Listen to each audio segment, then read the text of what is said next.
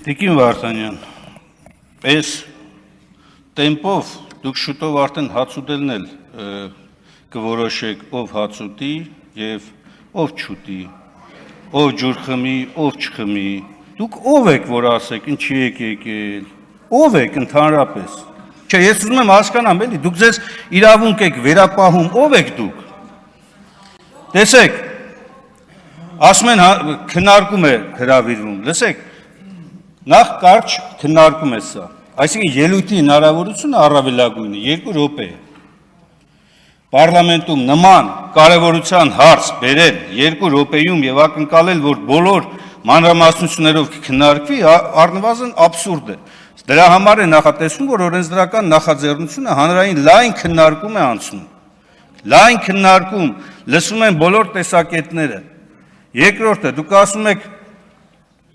չգիտեմ, ասեցիք, վերջին ընտրություններին եկած մարդիկ բերեցին այս պահանջը, չհասկացա, թե այդ հանրային պահանջը ոնց ձևավորվեց եւ ոնց է ձեր համար չափման միավորը հանրային պահանջ, ասենք օրենսդրությունն էլ չի կարգավորում, էլի, սա հանրային պահանջ է, սա հանրային պահանջ չէ։